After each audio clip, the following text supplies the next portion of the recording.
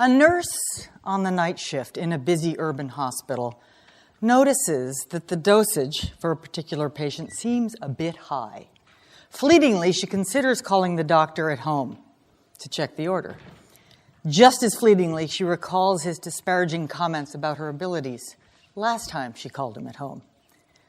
All but certain the dose is in fact fine. The patient is, after all, on an experimental protocol which justifies the high dose. She heads for the cart, gets the med, and goes toward the patient's bed. Quite far from the urban hospital, a young pilot in a military training flight notices that his senior officer might have made a crucial misjudgment. He lets the moment go by. Far from both of those stories, a senior executive who has recently been hired by a very successful consumer products company to join the top management team has grave reservations about a planned takeover. New to the team, feeling like an outsider, everyone else is so enthusiastic about the plan, he doesn't say anything. These are 3 episodes of workplace silence when voice was necessary. Voice would have been helpful.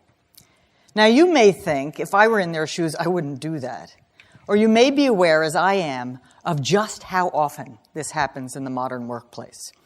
So, I've been fascinated by this problem for a long time. Why does this happen? It's quite simple, actually. It turns out that no one wakes up in the morning and jumps out of bed because they can't wait to get to work today to look ignorant, incompetent, intrusive, or negative, right?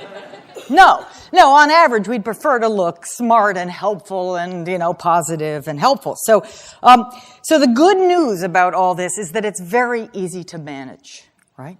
Don't want to look ignorant? Don't ask questions. Don't want to look incompetent? Don't admit weakness or mistake. Don't want to look intrusive? Don't offer ideas. And if you don't want to look negative, by all means, don't criticize the status quo. Okay. Now, this strategy, the good news about this very successful strategy is that it works for self-protection. The psychologists call this impression management. And there's a great deal of evidence that we're quite good at it. We learn how to do this sometime in grade school. By the time we're working adults, it's all but second nature. Have you ever had a question and you look around and you don't ask it? No one else seems to be asking. Maybe you're supposed to know. You think, I'll figure it out later, right? So why does this matter? It matters because every one of these moments, every time we withhold, we rob ourselves and our colleagues of small moments of learning. And we don't innovate. We don't come up with new ideas. We don't.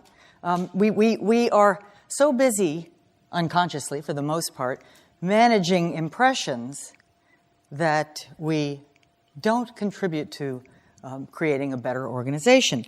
The nurses don't call. The pilot doesn't speak up. The executive doesn't say anything. So the good news is that not every workplace is, in fact, this way. There are some workplaces where people absolutely wake up in the morning, if not eager, at least willing and ready to take the interpersonal risks of learning. I call these special workplaces ones that have psychological safety. Now, I'll define psychological safety as a belief that it's absolutely okay, in fact, it's expected, to speak up with concerns, with questions, with ideas, with mistakes. And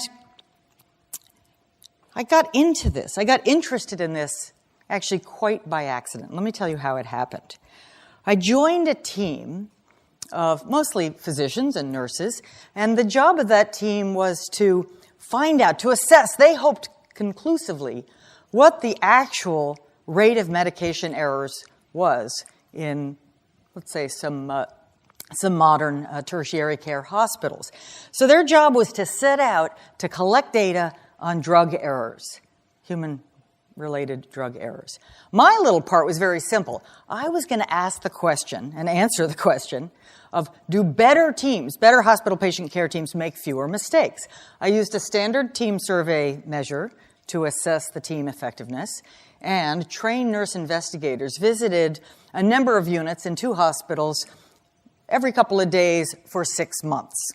These were the data that they came up with. Now, these are adverse drug events, errors, just call them medication errors, that were deemed to be based on human error, expressed in terms of errors per 1,000 patient days. Now, here's where this story gets a little weird.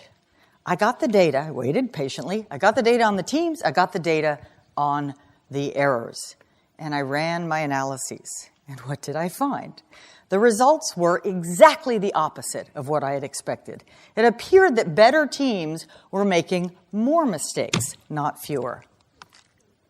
Now, from the point of view of a young researcher wanting to publish a paper, this was a real problem. Never mind the other problems, right?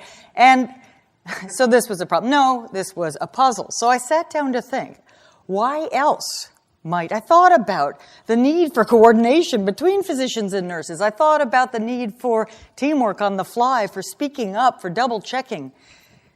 And I thought maybe, in a kind of blinding flash of the obvious, I thought maybe the better teams aren't making more mistakes. Maybe they're more willing to discuss them. What if the better teams have a climate of openness that allows them to report and even get to the bottom of these things? Now, having that insight was a far cry from proving it. So what did I do? I sent out a young research assistant to study these units very carefully. He had to have no preconceptions. He didn't know the error rates. He didn't know how they scored on the team survey. He didn't even know my hypothesis. And I said, what do you learn? And you know what he found? He found that these units, these 8 units, were wildly different in terms of whether they were willing and able and did, in fact, talk about errors. Some of them were actually actively talking about them all the time and in the process of trying together to work together to find new ways of reducing them. I called this, much later, I called this psychological safety. Now, you might want to know, what was the sorting rule in this chart? It looked at first like I was trying to get it from highest error rate to lowest, and I just am not very good at math and got mixed up in the middle. No. These are sorted by the research assistant's ratings of the openness of the climate. As you can see, the correlation is very high indeed. Okay, so how do you build it? What do you do? If you're a leader and you say, wow, I want to have psychological safety in my workplace, let me just suggest 3 simple things you can do so that that nurse does make the call. The pilot does speak up. The executive even reveals his concern about the takeover. First, frame the work as a learning problem, not an execution problem. Recognize, make explicit that there is enormous uncertainty ahead and enormous interdependence. Given those 2 things, we've never been here before. We can't know what will happen. We've got to have everybody's brains and voices in the game.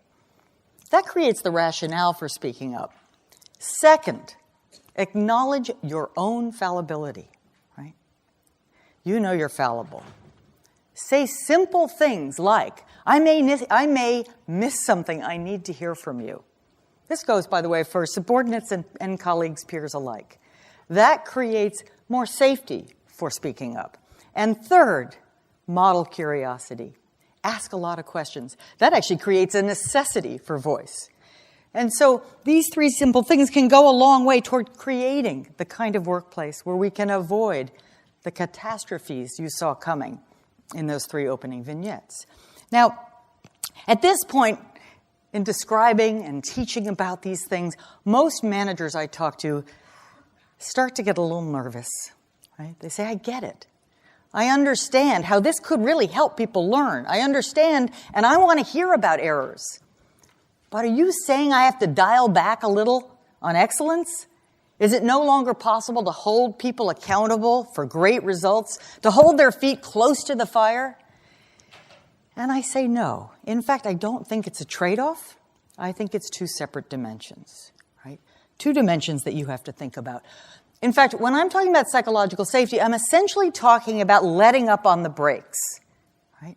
I'm not talking about the gas. Right? I'm not talking about motivation. There's a lot out there on motivation, and it's really important, and it's important to understand it. But I'm talking about it's equally important to free people up to really engage and not be afraid of each other. So if you don't do either, by the way, that's the apathy zone, and that's quite sad. So let's move on. If you only do psychological safety, yes, well, it's possible. You're creating a comfort zone, leaving money on the table. Right? But this is the one I'm more worried about, and I wish more managers were worried about it too. Right? If you're only talking about people's accountability for excellence and not making sure they're not afraid to talk to each other, then they're in the anxiety zone. This is where the nurse was. This is where that young pilot was. Even the senior executive was in this place, and that's a very dangerous place to be. So, of course, where do I want you to be? I want you to be high, in the learning zone. And let me just say, in case it wasn't clear yet, that this is also one and the same as the high performance zone as long as there's uncertainty and interdependence. If you have no uncertainty and no interdependence, it's fine. You don't need psychological safety, really. It's fun to have, but not necessary. But if you have both uncertainty and interdependence, it's absolutely vital that you have psychological safety. So the workplace out there, the complexity, the interdependence, it's not going to go away anytime soon. We need people to bring their absolute full selves to the challenging jobs ahead. And I hope you will help me create those kinds of workplaces so that they can learn and become their full and most contributing selves. Thank you.